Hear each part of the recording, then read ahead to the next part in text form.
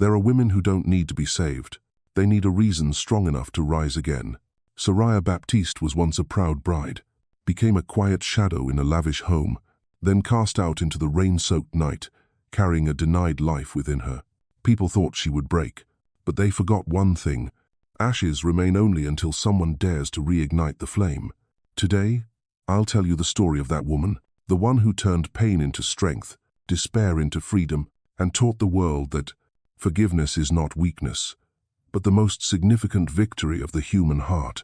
That Boston night glittered like it had been gilded in gold. Inside the Callaway mansion, a 3-story estate bathed in crystal-light jazz music drifted through the air, mingling with the scent of wine and expensive perfume. People laughed, clinked glasses, posed for photos, and gossiped about million-dollar deals and notable absences.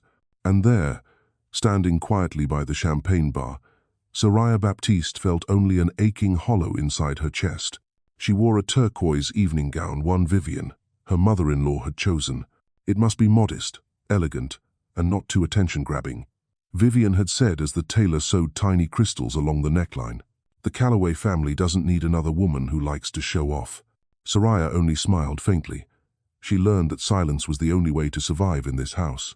The Callaway Foundation's annual gala was always the stage for Boston's elite to flaunt their wealth and power. Lining the walls were portraits of Callaway men across 4 generations, each in black suits, each staring straight ahead as if born to be worshipped. In the center of the grand hall stood Thorne Callaway, her husband, conversing with a group of investors from New York. He smiled, nodded, shook hands, the perfect air in every gesture. But he never smiled at her that way in 2 years of marriage. From where she stood, Sariah could see every detail of his face, the sharp jawline, the bright eyes, the neatly styled brown hair. He had once made her believe in destiny, that love could bridge the chasm between a girl of humble roots and a man born into silk and privilege. But love, when trapped beneath the weight of legacy and expectation, had become a suffocating luxury she could no longer afford. Vivian approached, her gaze flicking to the glass in Sariah's hand. "Champagne?" she asked smoothly. "You do know women trying to conceive shouldn't drink, don't you?" Her tone was gentle but cold as steel. Her friends laughed softly, eyes glinting with pity and disdain. Sariah set the glass down, lips pressed together. "Yes, I know. You should know more than that," Vivian murmured, voice low enough for only her to hear. "Like how not to embarrass Thorne in front of our guests." Thorne didn't look their way. Maybe he hadn't seen. Or maybe he had and chose not to intervene. Sariah's heart tightened. She remembered their first nights together after the wedding, eating pizza on the living room floor, laughing over old movies. Now, those memories felt like distant dreams fading into nothing. A microphone crackled to life. Vivian stepped to the center of the hall to give her speech, her face sharp and commanding beneath the lights. When she mentioned Thorne, the crowd erupted in applause. "And here he is," she said, smiling, "the heir to the Callaway legacy and his beautiful wife, Sariah Baptiste Callaway." The applause echoed like thunder, but Sariah felt the ceiling closing in. She stepped forward, forcing a polite smile. Vivian clasped her hand, her grip painfully tight. "Smile," she whispered. "You owe us that perfect image." After the speech, the music swelled. Couples began to dance. Sariah stood by the table, watching Thorne spin a young businesswoman around the floor, their movements seamless. She drew a deep breath and walked toward him. "Thorne," she said softly, "can we dance?" He turned to her, eyes empty, neither angry nor tender, just hollow. "Now?" "Yes," she replied, her voice trembling. "I just want us to look like a real couple." A small ripple of laughter spread around them. Someone whispered, "Her again." Thorne set his glass down, gave a curt nod, and said each word coldly, "I'd rather kiss my dog." The room froze. Silence fell heavy and sharp.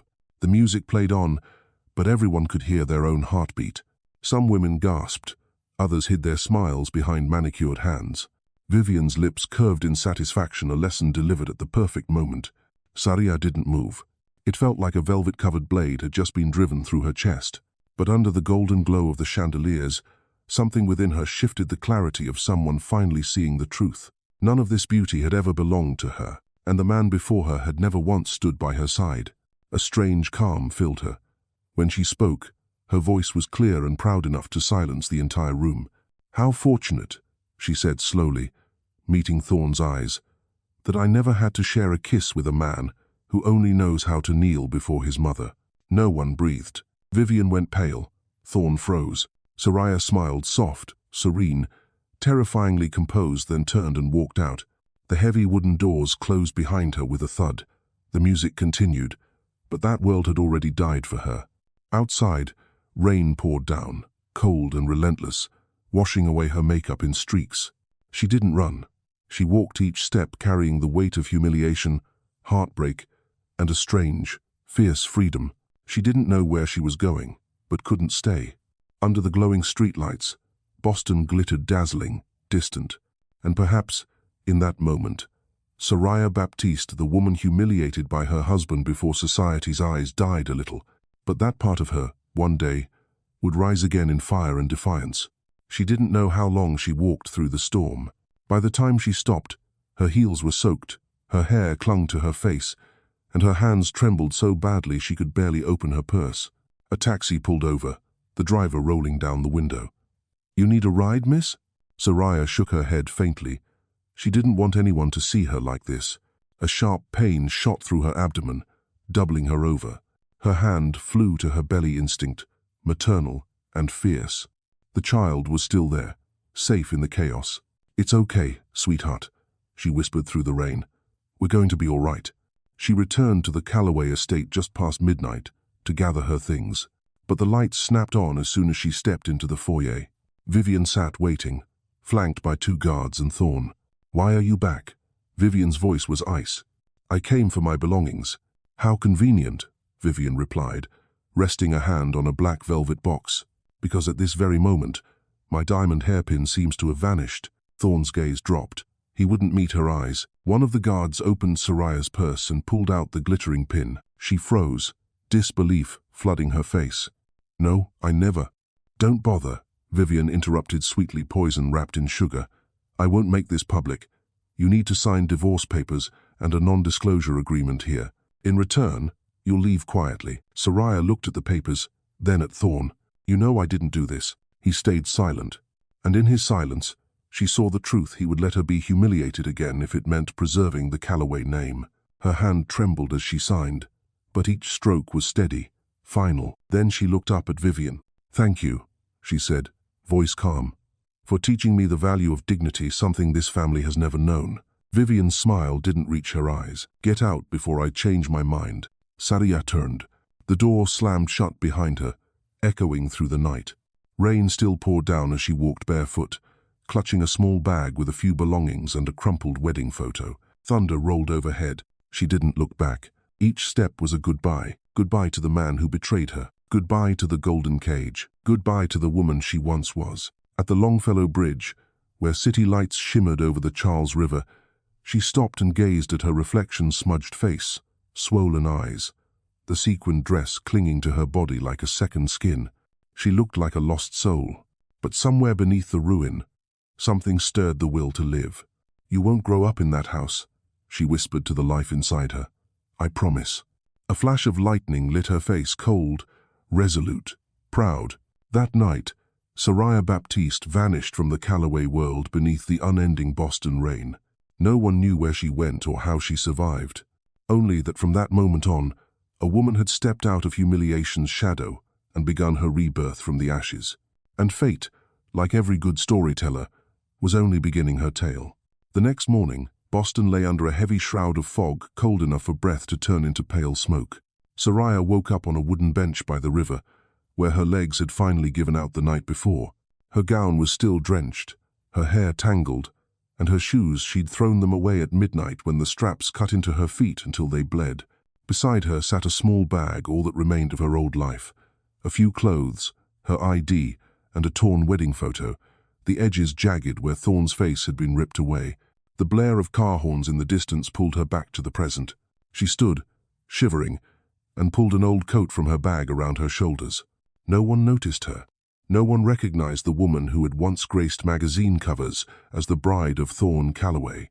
Now, she was just another stranger, a small shadow swallowed by the city's rhythm, lost among people chasing their happiness.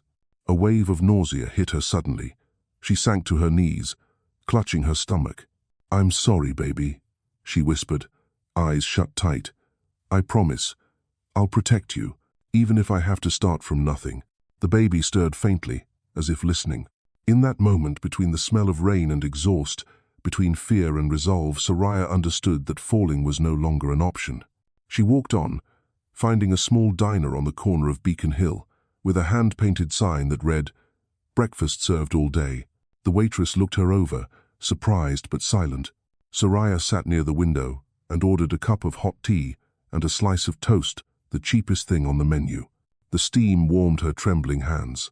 She had never eaten alone in a cheap diner, never had to count her change before paying, yet something about this simplicity felt real. No one here knew her name. No disdainful glances, no whispered cruelty behind a crystal glass. Just the quiet warmth of ordinary life.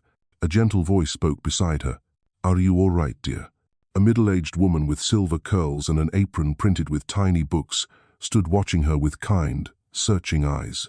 I need a little rest," Sariah said hoarsely. The woman nodded. "If you need a place to stay, I've got a spare room above my bookshop. It's not fancy, but it's warm." Sariah looked up, startled by such unprompted kindness. "You're not afraid I might be a con artist?" The woman smiled softly. "People don't lose their worth just because they've fallen once. I can see it in your eyes. You had everything and lost it. Folks like that usually don't want to take any more. They want peace." Her name was Esther Oakley, owner of a second-hand bookstore called Pages and Promises on Cambridge Street. That afternoon, Sariah followed her there. The shop smelled of old paper and cinnamon, jazz music whispering from an ancient radio. The room upstairs was small, just a bed, a table, and a window overlooking the street lamp. "You can stay here a while, until you find work," Esther said, handing her a blanket and soft cotton clothes. "No rent. Everyone deserves a place to begin again." That night, rain tapped softly on the roof as Sariah sat by the window, wrapped in warmth, watching streetlights shimmer across puddles. For the first time in months, she could breathe not the shallow breath of someone surviving, but the full breath of someone learning how to live again. In the quiet, she whispered to herself, "I won't let them destroy what's left of me. I'll start over for my child." The days that followed passed in peaceful rhythm. Sariah helped Esther dust shelves, sort books, and sometimes read aloud from old novels. Her hands, once used to holding champagne flutes and signing gala invitations, now brushed gently against worn book covers, and strangely, that made her feel more alive. In the mornings, sunlight poured through the windows, glinting off stacks of books like flakes of gold. Esther always brewed 2 cups of coffee, one for her, one for Sariah. They never asked about each other's pasts. They spoke only of stories, characters, and people who walked in and out of their lives. Some nights, Sariah scribbled thoughts into a small notebook. "Freedom isn't the absence of fear. Freedom is walking forward despite it." It was a message for herself.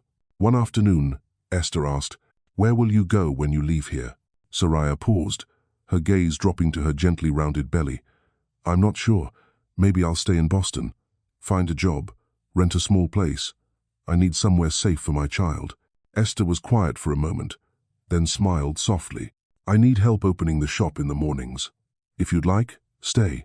This place could use a younger heartbeat." Sariah smiled, truly smiled for the first time in weeks. "Thank you. Really, thank you." She earned only a few dollars that first month, but the sense of purpose gave her strength. She learned to brew coffee, label books, and greet customers with a genuine smile. She even began sketching small illustrations for the shop's corners, and to her surprise, people loved them. One customer bought a print and asked, "Do you take commissions?" Sariah laughed lightly. "I'll give it a try." And with that, a new chapter of her life began. Each night, she sat at the small wooden desk in her room, drawing images of freedom. A woman standing tall in the rain, hands clutching a flower amid a storm, a dress billowing against a broken bridge. She didn't know why she drew, only that every picture stitched another piece of her soul together. One evening, Esther knocked softly, bringing a cup of tea. "I heard you talking to someone." Sariah smiled, resting a hand on her belly. "I was talking to the little girl in here. She likes hearing me draw." Esther chuckled warmly. "Then she'll grow up strong. With a mother like you, she couldn't be anything else." Winter came, blanketing the city in white. The bookstore's golden light glowed softly against the snow. Sariah kept working, her belly now full and round. Every night, she read aloud to the baby Hemingway. Fitzgerald, her voice calm and steady. She was no longer afraid. In its place was peace, the quiet kind that comes from accepting the past without letting it define the future. That Christmas Eve, she gave birth to a baby girl in the small upstairs room above the shop. Esther held her hand through every wave of pain, whispering, "Breathe, my dear. You're bringing light into the world."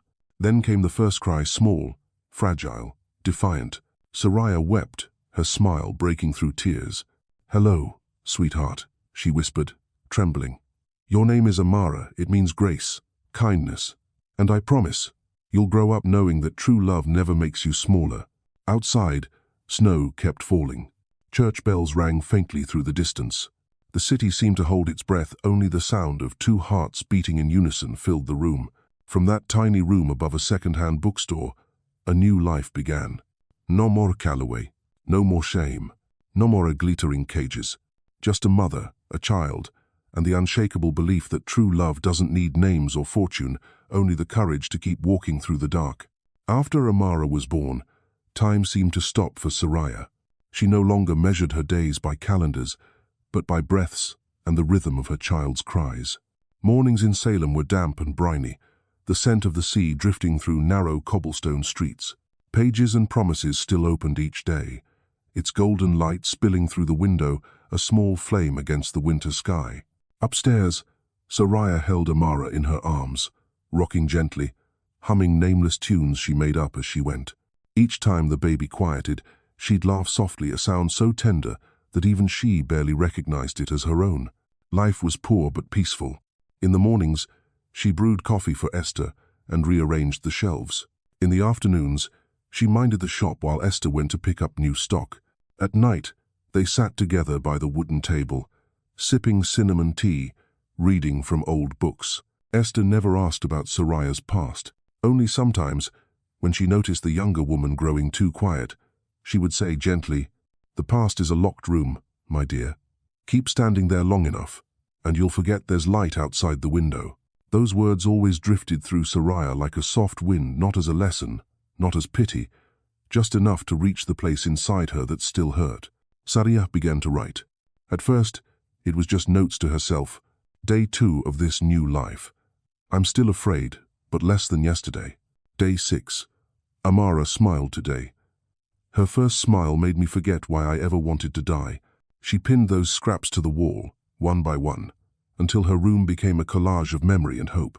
One afternoon, when Amara was learning to crawl, Sariah accidentally spilled an ink bottle. The stain spread across the paper, forming a strange shape like wings. She stared at it for a moment, then laughed. From that day, she began to draw random shapes, then gentler, more deliberate ones, butterflies, branches, the face of a woman lifting her chin toward the rain. When Esther saw them, she said quietly, "You have the hands of someone who was once taught what beauty is, but now you truly understand it." Those words stayed with Sariah. In the Callaway house, beauty had been measured by diamonds, dresses, and other people's gazes. Here, beauty lived in ink stains, in the eyes of someone trying to keep living, in a child's laughter echoing through an old room. By March, spring had arrived. The little flower pot Esther planted last year on the windowsill bloomed again. Each morning, Sariah sat Amara by the window so she could touch the petals and giggle. She realized that happiness was sometimes nothing more than being in a place where you no longer had to be afraid. No more footsteps of anger echoing on hardwood floors. No more judgmental stares or words that cut like glass. Only the chime of the shop bell and Esther's voice calling up, "Customer, Sariah." That day, the customer was a young woman, hurried, breathless. She held an old notebook, asking Sariah to rebind it because the spine had torn. When Sariah returned it, the girl's eyes widened at the delicate drawings on the leather cover. "This is beautiful. Do you take commissions?" Sariah blinked, embarrassed. "Oh, I just did it for fun." "Well, you should do it for real," the girl smiled. "So many people need something beautiful, they just don't know how to make it themselves. Maybe you can help them." That sentence echoed in Sariah's head all night. For the first time in a long while, she felt something stir in her heart, not fear, but excitement. That night, after Amara fell asleep, she opened a fresh notebook and wrote, They took everything from me, but maybe the most precious thing remained, these hands. Then she began to draw. A woman is standing in the rain, hair flying, arms open as if to embrace her pain. Beneath the drawing, she wrote, "The woman in the rain, she isn't afraid anymore." That summer, Esther's bookstore grew busier than ever. People came not only for books, but also for handmade journals with painted covers that Sariah had created. Esther watched her and smiled. "Looks like you've started something new." Sariah blushed. "It's just a little hobby." "No," Esther said softly. "It's your voice. You don't need to shout for the world to hear you do what makes your heart steady." Sariah began making cards, bookmarks, and small stationery sets from a few journals. Each page carried short quotes she wrote herself, simple but strong. "You don't need saving. You need to believe you deserve to live. Pain is proof that you once loved deeply." She signed them with her new brand Baptiste Designs, reclaiming the name that once brought her shame. Baptiste Designs began to spread through Salem, then to Boston, by word of mouth. Some people ordered online. Others sent letters. One girl wrote, "I read your words every morning, so I don't give up. Thank you for reminding me I still matter." Sariah sat for a long time, reading that letter. Once, words had been used to destroy her. Now, her own words were saving others. Esther often said, "You know, the world doesn't need more heroes.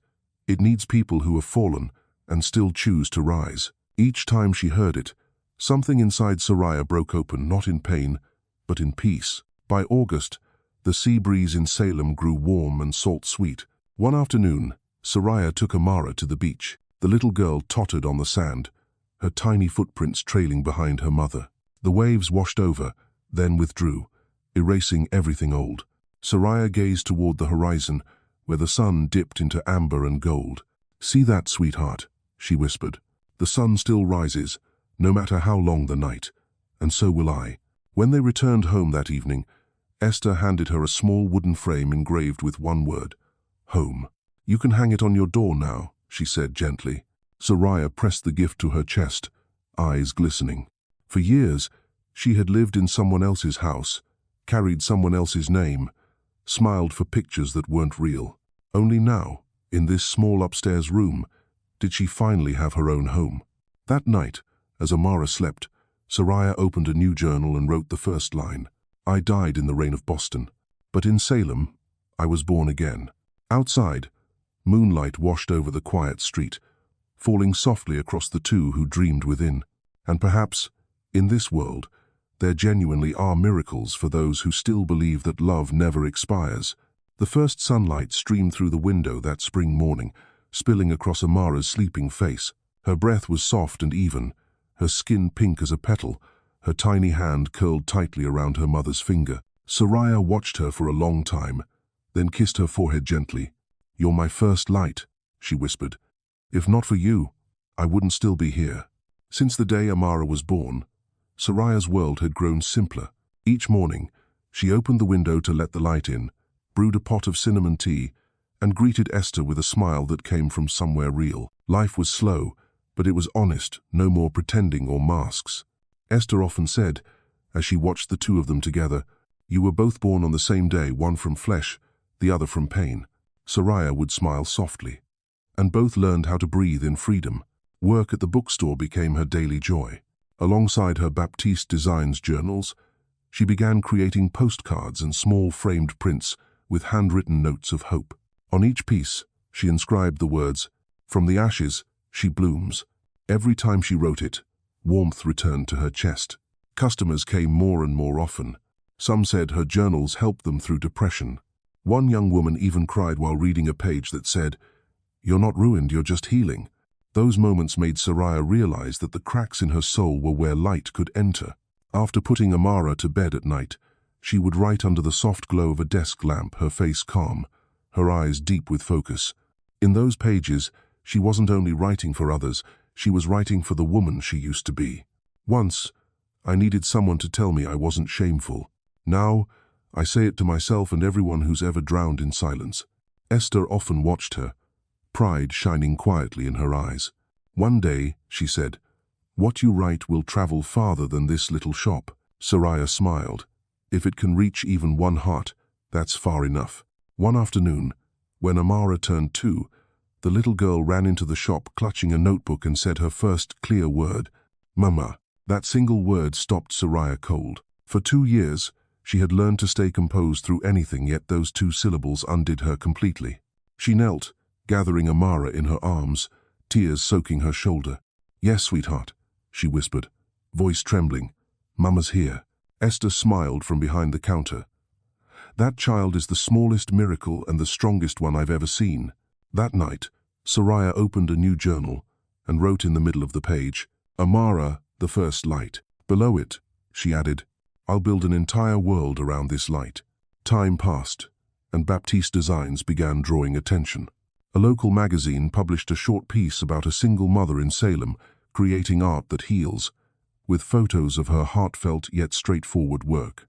The shop's phone wouldn't stop ringing new orders, thank you messages, stories. Esther teased, "Looks like you're becoming famous." Sariah laughed. "If being famous means doing what I believe in, I'll take it." That evening, she sat at her desk, looking at the growing orders pile. "Not bad," she murmured, for a woman once thrown out into the rain. Her gaze landed on a small photo Thorne had taken years ago, back when she still believed in forever. It was torn down the middle. This time, she felt no sting, only quiet acceptance. "Thank you," she whispered, "for pushing me out of the glass cage. Without that night, I'd never have known what freedom feels like." Amara grew up surrounded by laughter and the smell of fresh paper. She loved to sit by her mother's feet, scribbling circles or adding splashes of color to Sariah's sketches. Sariah would smile, watching her. "You're my reminder that goodness still exists." One morning, a handwritten letter arrived from a woman in Texas. I read, "From the ashes, she blooms in one of your journals. I left my abusive husband with nothing but my children and fear. Because of your words, I found the courage to open my little shop. Thank you, stranger, for helping me believe I'm still worthy." Sariah read it, tears sliding down her cheeks. Esther asked softly, "Why are you crying, dear?" Sariah smiled through the tears. "Because I realized, when we heal ourselves, we also heal someone else." From that day, she created a small website where women could share their stories. She called it Letters from the Ashes. She chose one letter each week and wrote back not with advice, but with understanding. "I know what it's like to have your voice taken from you, but I promise one day you'll speak again, and your voice will be the strongest thing you own." The series spread across social media. People came to Baptiste Designs not just to buy, but to breathe, to find a quiet corner of safety in a noisy world. And just like that, a small community was born, women who had broken, but still chose love. One evening, Esther said softly, "You've turned pain into purpose." Sariah, not everyone can do that. Sariah looked out the window, the streetlight glowing over the roof. "I only did the one thing I knew how to do, keep standing, even when I still shake." Later that night, after tucking Amara into bed, she wrote in her journal, "Tomorrow, I'll teach my daughter her first letters. I want her to know that every word is a seed, and when planted with kindness, it will bloom into happiness." Outside, Salem was quiet, the whisper of waves, the murmur of wind through the window frame. Sariah sat still, listening to her child's breathing. She knew the past would always be there, but the future had changed. And somewhere in that small upstairs room above the bookstore, the woman once buried beneath someone else's name was now writing her own definition of happiness, with her own steady hands. The December sky over Boston was a dull, merciless gray. The Callaway Holdings headquarters, a 43-story tower in the city's financial district, glowed with the cold reflection of hundreds of glass panes. Thorne Callaway stood motionless in the corner office, staring at the city he once believed belonged to him. On his desk lay that morning's newspaper, its headline stretching across the front page, "Callaway Foundation under investigation for fraud and embezzlement." He read it repeatedly, each word stabbing like a pin to the eye. His phone rang non-stop. Lawyers, investors, journalists, everyone demanding to know what Mr. Callaway would do next. But the man bearing that name no longer knew who he was. It had all unraveled faster than he imagined. A month ago, it was just a rumor, whispers of accounting errors in the family foundation. Then the investigators arrived, and what once looked like minor adjustments turned into a full-blown financial conspiracy, one orchestrated, he now knew, by his mother, Vivian Callaway. Now she was ill but still refused to accept responsibility. "You're the one on the documents, Thorn," she rasped from her silk-covered bed. "You must protect the Callaway name. We can never let our bloodline be disgraced." He remembered that night vividly, the dim room, her hair perfectly silver, her eyes still burning with control. "This blood was stained long ago," he had replied coldly. "The moment you turned everyone into a pawn to protect it." Vivian had only smiled faintly. "You speak like a man who doesn't understand the price of honor." Thorn said nothing, because deep down, he knew he had already paid that price. He had traded away the one thing of actual worth, Sariah. After the lawyers left that evening, he stayed alone in the office, watching the streams of people below, all of them moving, indifferent, unaware that his world was collapsing. He remembered that gala, the golden light, the music, the way she'd stood there in her blue gown, proud and wounded, and his own cruel words, "I'd rather kiss my dog." They came back to him like a blade twisting deep in his chest. Then her reply, calm, defiant, "How fortunate. I never had to share a kiss with a man who only knows how to kneel before his mother." He had laughed then, trying to mask the humiliation, but she had been right. He had never been the kind of man brave enough to stand beside the woman he loved. Now, looking back, he saw how hollow everything truly was.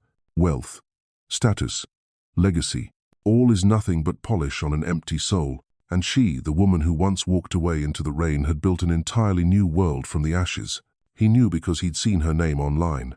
He clicked the link. The article is loaded with a photo. Sariah sitting in a sunlit room beside a little girl with curly hair and a radiant smile. Below it read, "Sariah Baptiste, founder of Baptiste Designs, inspiring women to rise from hardship." Thorn stared at the screen, hardly breathing. She was alive, not just alive, thriving. A strange feeling rose in him, not envy, but shame. Shame that while he was crumbling inside a glass tower, she had built light out of ruin. When the investigation officially began, reporters and police swarmed the Callaway lobby. Camera flashes burst like lightning. "Mr. Callaway, do you have a statement? Is the foundation tied to money laundering?" He said nothing. Each step through the crowd felt like a sentence being read aloud. Outside, the Boston wind bit his skin, but sweat still gathered on his brow. Days later, the empire officially fell. Investors withdrew. Assets were frozen. The bank repossessed the Brookline mansion. Vivian moved into a small apartment where sunlight barely reached through the heavy curtains. Easton fled to Europe with his mistress. Delphine sobbed on national television, calling herself a victim of a tyrannical family. Only Thorn stayed to face what was left. He sold his car, cancelled his phone, and rented a modest apartment in Cambridge. No assistants, no tailored suits, only silence. One morning, while buying coffee at a corner newsstand, he noticed a woman's magazine featuring an interview with Sarah. She was quoted as saying, "I'm not angry anymore. If the past is a scar, I'll leave it where it is to remind myself that I survived." Beneath it was a photo, Sariah and Amara bathed in golden light, their eyes bright as dawn.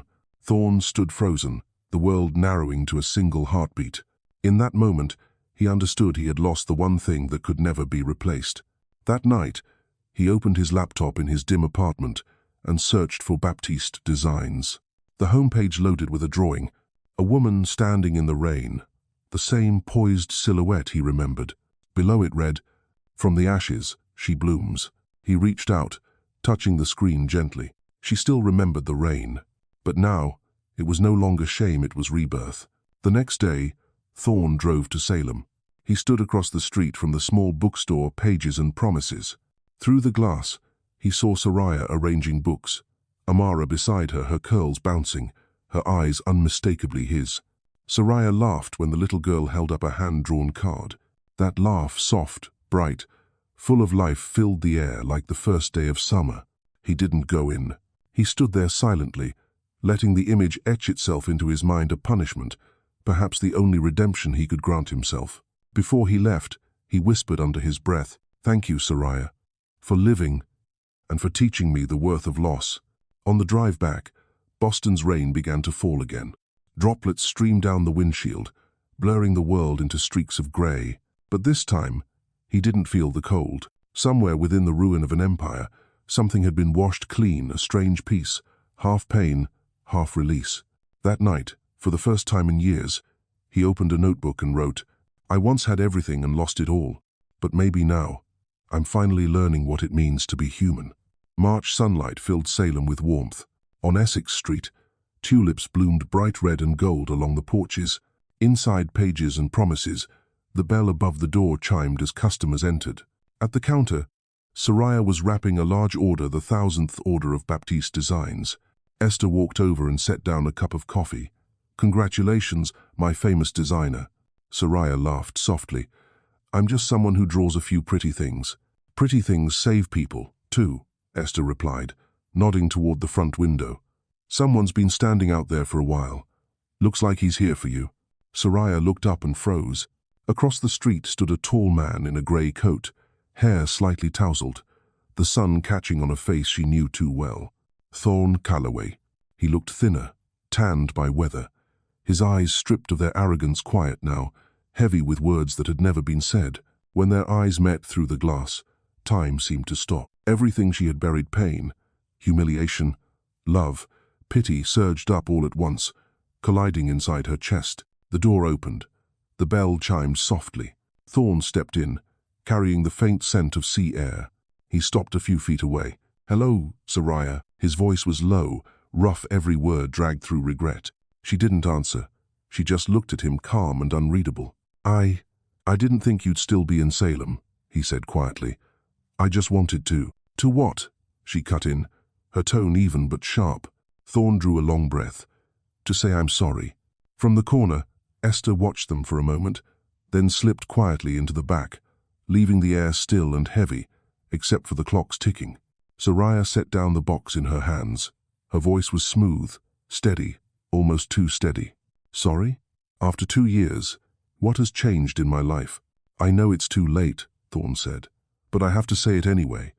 I was wrong not just to you, but to myself." She gave a faint smile, not bitter, just the kind of smile that belongs to someone who has hurt too deeply to hate. "You were wrong, yes, but I was too. Wrong for believing love could make a man braver than he truly was." Thorne bowed his head. "You have every right to despise me." "I don't despise you," she said softly.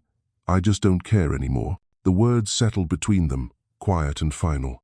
He glanced around the shop at the books, the gifts, the postcards bearing her signature artwork. His fingers brushed one card. "You drew this?"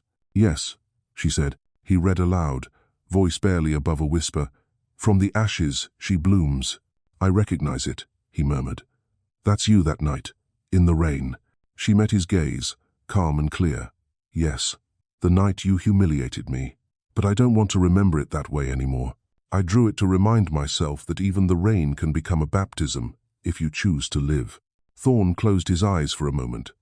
"I wish I could go back, stop myself." "You don't need to," she said quietly.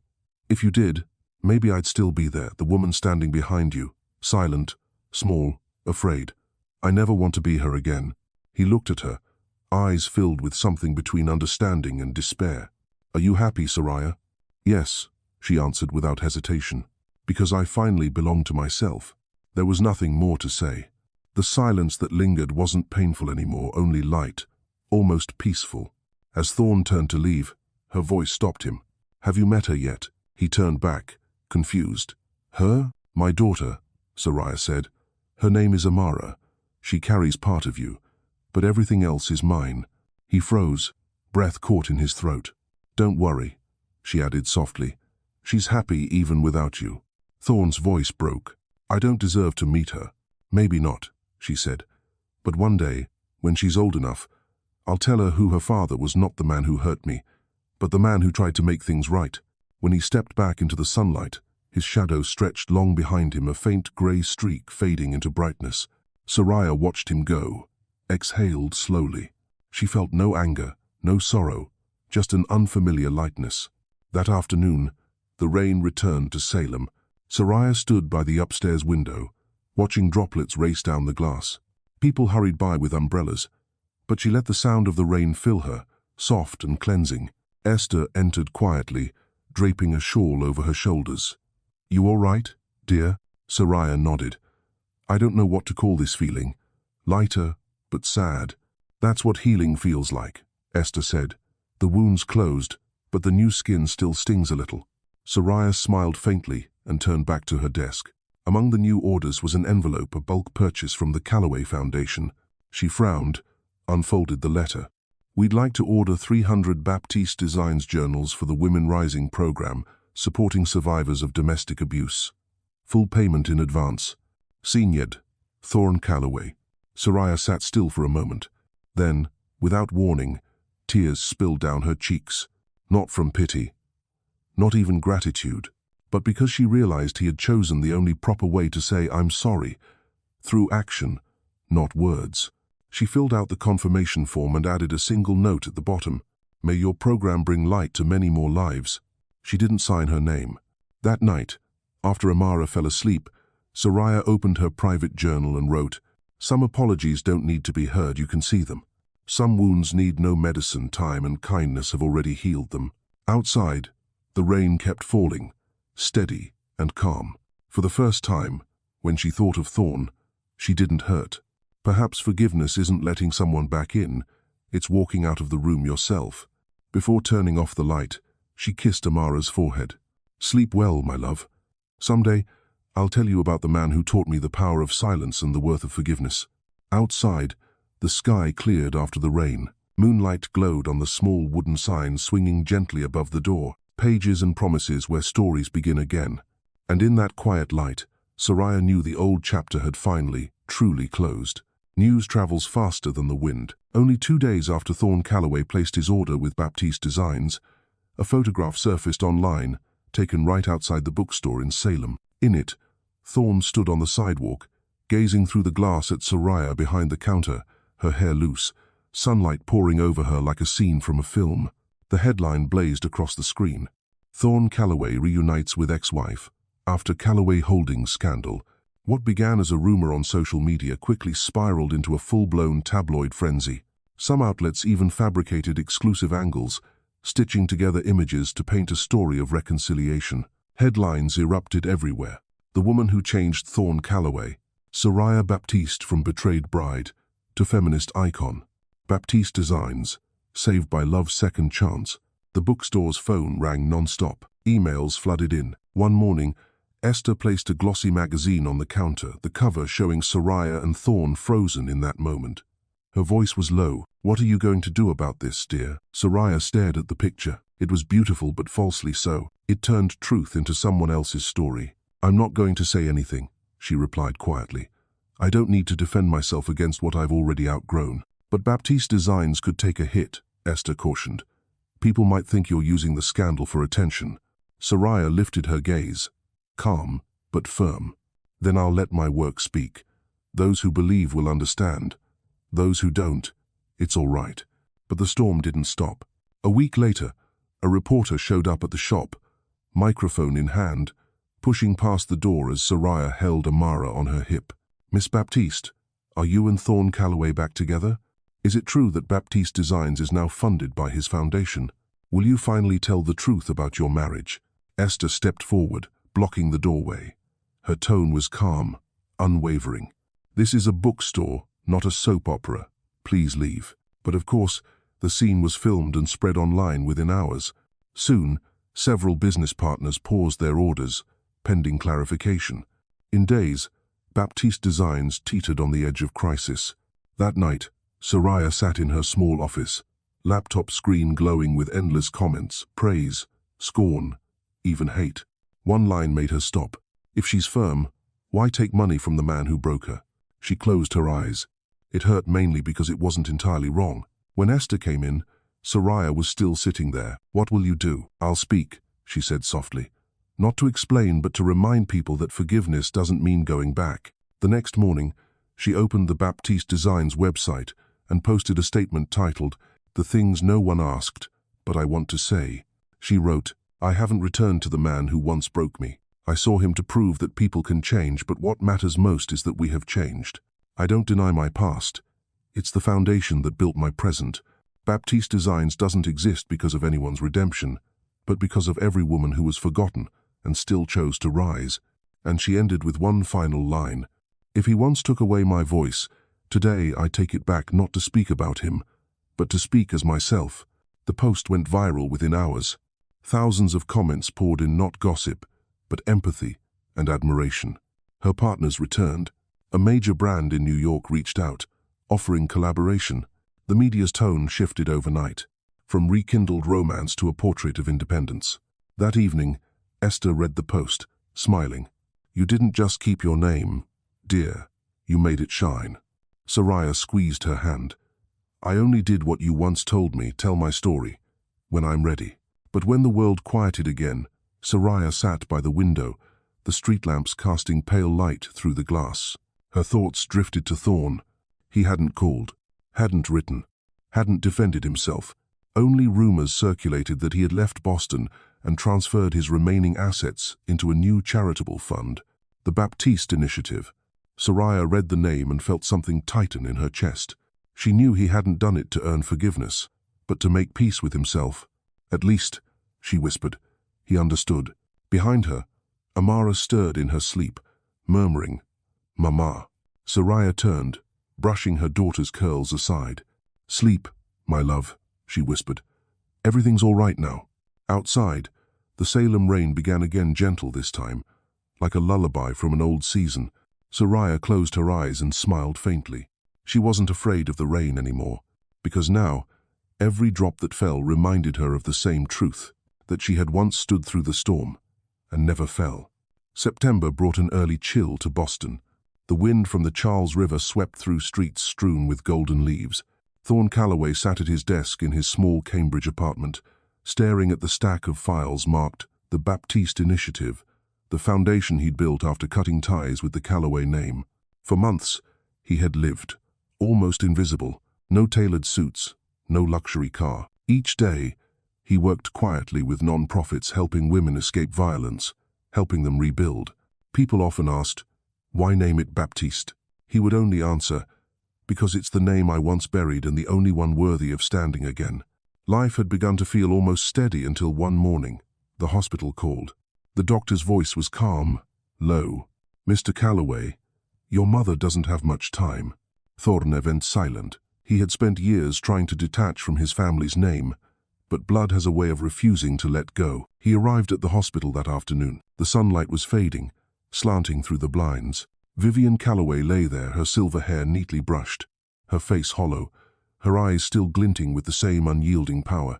"You came," she rasped, her voice brittle but proud. He sat beside her, uncertain how to begin. Between them hung the silence of two people who had loved each other the wrong way, a mother who worshipped reputation, and a son who once bowed for her approval. "How are you feeling?" he asked quietly. "The doctors say I could live a few more weeks, if I fight."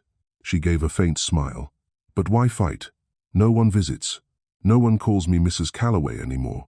He looked at her not with hatred, not even pity. Just an ache that had no name. "Mother, is there anything you need to tell me?" Vivian turned toward the window, watching the dusk settle over the rooftops. "I thought everything I did was for our family," she said, "but all I preserved was an empty name." Her breath faltered. "I did something unforgivable." To her. Thorn froze. He didn't need to ask who she meant. "I planted the diamond brooch in her drawer," Vivian whispered. "Then, she told security she stole it. I knew you'd believe me. You always did." His chest tightened until it hurt to breathe. "Why?" he asked. "Because she didn't belong to us," Vivian said, her voice sharpening with a shadow of her old pride. "She was a crack in the Callaway wall, and I've spent my life sealing cracks with lies." Thorn bowed his head. "I let you destroy the woman I loved, because I was too weak to stop you." Vivian's gaze softened for the first time he could remember. "No, Thorn, you weren't weak. You were obedient." The words made him laugh, a hoarse, bitter sound.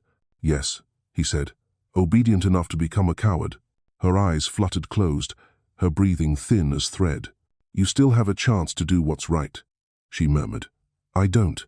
"What's right?" he whispered. "Don't become me," she said. "Don't let pride kill you twice." Outside, the sunset bled into grey. He sat there long after her breathing steadied, holding the hand that had once been iron, now light as ash. When the doctor came in, she was asleep. Hours later, she never woke again. The funeral was small, a handful of relatives and hospital staff. No lavish flowers, no speeches, just a box of ashes and a name carved into stone. Thorn stood still as the wooden urn was lowered into the ground. Rain began to fall, soft and steady. A friend whispered, "Would you like to say something?" He shook his head.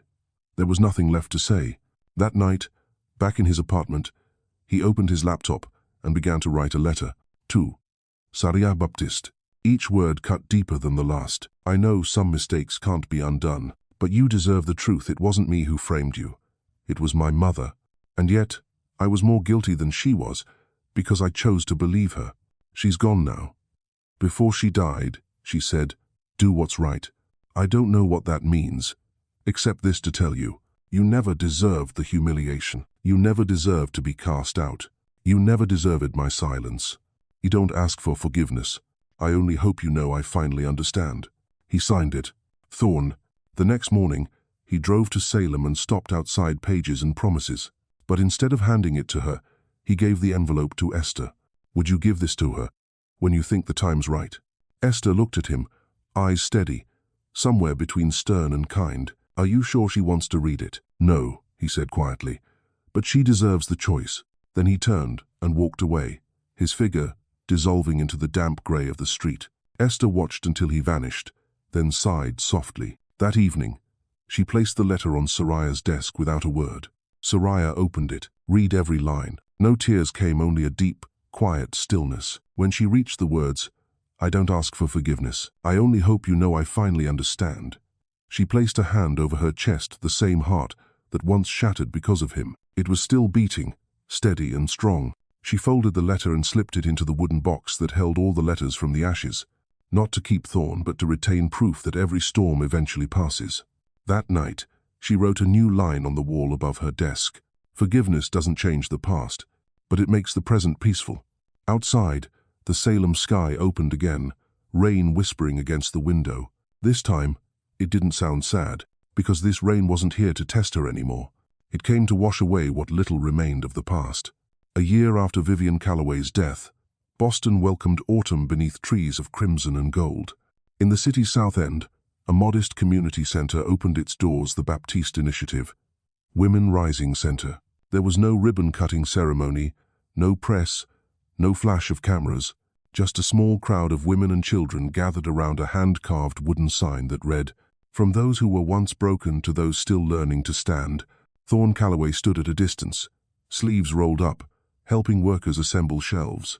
Gone was the polished air of old Boston. What remained was a man worn by time, humble, quieter, softer. Inside, the walls were lined with hand-painted prints, each bearing a phrase borrowed, with permission, from Baptiste Designs. "You are not broken. You are becoming. Even ashes can bloom. Cô không gãy vỡ. Cô đang thay hình." Each line was a reminder for the women who came, and for him. Over the past year, Thorn has traveled across states from Maine to Vermont to Pennsylvania to meet with shelters and non-profits. No interviews, no headlines, no recognition. "My only work is delivering supplies, raising funds, and listening to women tell their stories." Once, a middle-aged woman asked, "Who do you do all this for?" He smiled faintly. "For someone who made me realize how wrong I used to live." The woman held his hand. "Then you're finally living right." Sometimes at night, he returned to his small Cambridge apartment and opened a drawer where Esther's note still lay, her message from a year ago. "She read your letter," she said. At least, he understood. That alone kept him moving. Because redemption, he'd learned, didn't always need a happy ending, only a changed heart. Late in October, when the center's final touches were done, Esther visited. She strolled, cane tapping softly against the floor, a warm smile lighting her face. "You've done more good than I ever expected, Thorn Callaway." He lowered his head. "Please, don't call me Callaway anymore. I left that name with the past." "Oh?" she asked gently. "Then what name will you keep?" He hesitated, then said quietly, "Thorn Baptiste." Esther smiled. "Then you've learned to bow in the most beautiful way." Outside, the leaves drifted down. Thorn looked up at the hallway where a painting hung, a woman standing in the rain, arms wide open. Below it is a small signature, Sariah Baptiste. He touched the glass. "Thank you," he whispered, "for giving me a reason to become someone else." In Salem, autumn had come too. Inside Pages and Promises, afternoon sunlight spilled over stacks of freshly printed journals. Amara was 5 now, her father's brown eyes, her mother's quiet strength. Sariah sat with her at the table, teaching her to write. This word, Mama, what does it mean? Amara asked, pointing to the page. The word was forgive. It means thathu, Sariah said, smiling. Does forgive mean you forget? No, she said softly. Forgive means you remember, but it doesn't hurt anymore. Amara tilted her head, thinking, like when I fall and you put medicine on it, and later it doesn't sting. Yes, Sariah laughed. Exactly like that. Then you're not hurt anymore, Mama. Sariah looked at her at the reflection of all those years in her daughter's bright eyes. No, she whispered. Mama's not hurt anymore. That afternoon, Esther arrived with a copy of the Boston Chronicle. She laid it on the counter, her tone gentle. You might want to read this. The front page featured the Baptiste Initiative, a quiet success story about a foundation helping hundreds of women rebuild their lives. Below the headline was a photo of Thorne's sleeves rolled up, painting a wall, smiling faintly. Gone was the cold air. In his place, a man at peace. Sariah studied the image for a long time.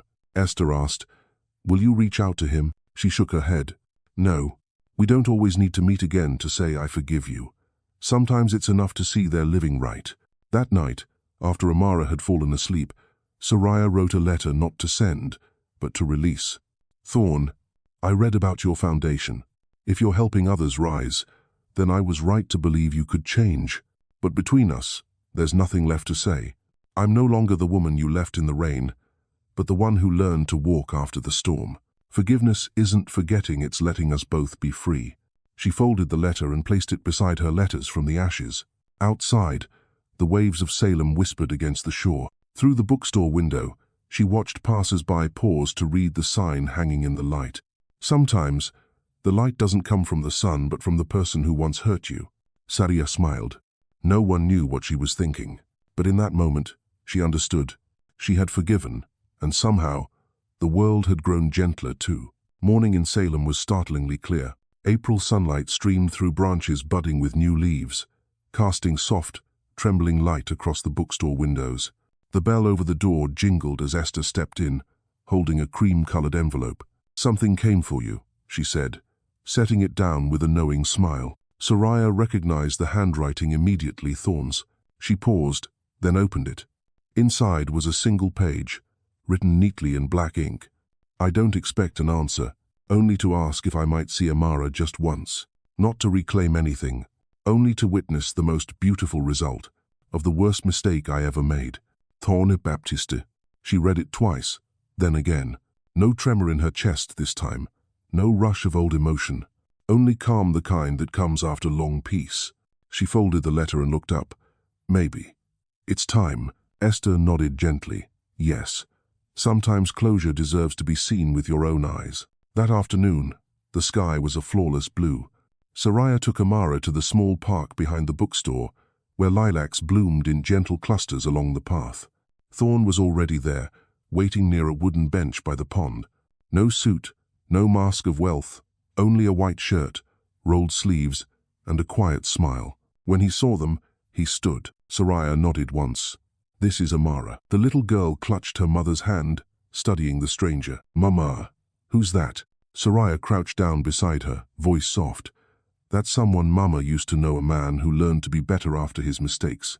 Amara tilted her head and then stepped forward with that fearless curiosity only children have. Hello, mister. Thorne knelt to meet her eyes.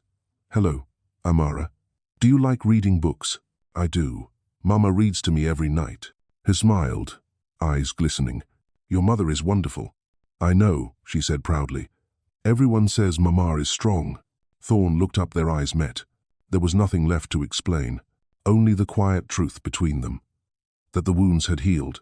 They sat on the bench while Amara ran through the lilacs, laughter echoing through the park. She doesn't know our story, Sariah said softly, and I want to keep it that way. She deserves to grow up in light, not in memory. Thorne nodded. You understand?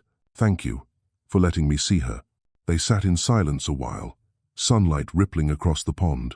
Then Thorne said quietly, I used to think forgiveness meant you'd give me another chance. Now I know it means you don't need me anymore. But you don't hate me either. Sariah smiled faintly. Forgiveness is when you stop wanting anyone to pay. you already have in your own way. A gentle breeze swept through, scattering lilac petals across the water.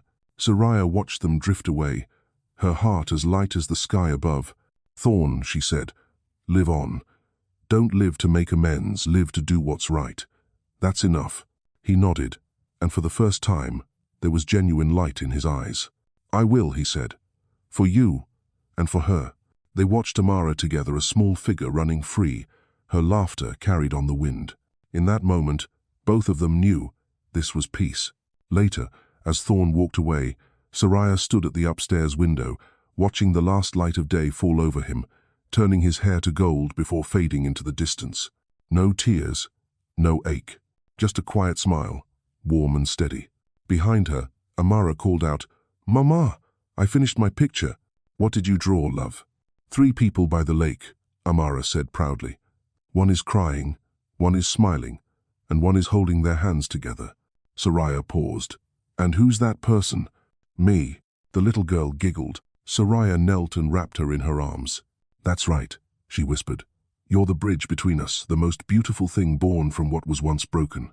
That night, she opened her journal letters from the ashes and wrote her final entry. "I once thought victory meant making others regret. But no, true victory is when you no longer need to win. It's when you can look back and smile, knowing you lived true to your heart." She set down the pen and blew out the candle. Outside, night wind brushed through blooming lilacs, the wind chime tinkling softly. Tomorrow, she would begin teaching a small class for women, learning design, writing, and how to reclaim their voices. Tomorrow, Amara would start school. Life would continue quietly and freely tomorrow without needing proof or validation. Because now, Sariah Baptiste was free. Not free from anyone, but free from her pain. And that, perhaps, is the most significant victory of anyone who has ever walked through darkness. If you've ever loved the wrong person, been underestimated, or hurt so deeply you wanted to disappear, remember Sariah Baptiste. She didn't win by revenge. She won by living better. Write this with me. I choose freedom, not resentment. Because when you choose forgiveness, you don't save the other person, you save yourself. I'm Mr. Peter. Thank you for listening to the end of her story. May every woman be loved, respected, and walk forward in her own light.